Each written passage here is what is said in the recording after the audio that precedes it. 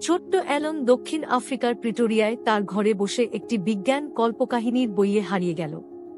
অন্য বাচ্চারা যখন বাইরে খেলছিল, তখন সে রকেট, মঙ্গল এবং এমন একটি ভবিষ্যতের স্বপ্ন দেখত যেখানে মানুষ তারার মধ্যে বাস করে। কিন্তু স্বপ্ন যথেষ্ট ছিল না, সে সেগুলিকে বাস্তবে রূপান্তরিত করতে চেয়েছিল। 12 বছর বয়সে সে তার নিজস্ব ভিডিও গেম ব্লাস্টার তৈরি করে $500 বিক্রি করে। এটি ছিল কেবল শুরু।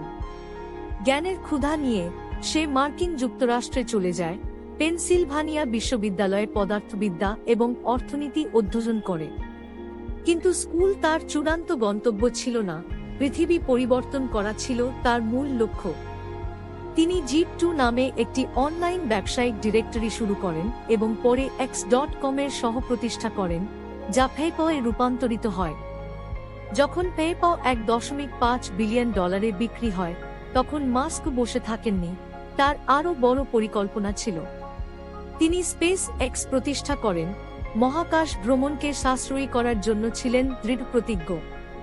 তার রকেট ব্যর্থ হলে লোকেরা হেসেছিল, কিন্তু তিনি কখনো হাল ছাড়েননি।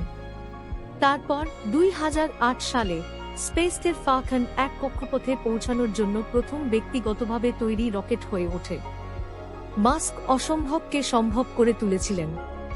ইতিমধ্যে তিনি টেসলার নিয়ন্ত্রণ নিয়েছিলেন, প্রমাণ করেছিলেন যে বৈদ্যুতিক গাড়িগুলি দ্রুত, আড়ম্বরপূর্ণ এবং ব্যবহারিক হতে পারে।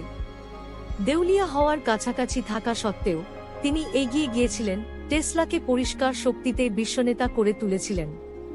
বিজ্ঞান কল্পকাহিনীর প্রতি ভালোবাসার একজন কৌতূহলী ছেলে থেকে ভবিষ্যৎকে নতুন করে রূপ দেওয়ার একজন মানুষ পর্যন্ত, অ্যালন মাস্কের যাত্রা আমাদের একটি জিনিস শেখায়: স্বপ্ন তখনই সত্যি হয় যখন আপনি তাদের পিছনে ছুটতে সাহস করেন, সেগুলি যতই অসম্ভব মনে হোক না কেন।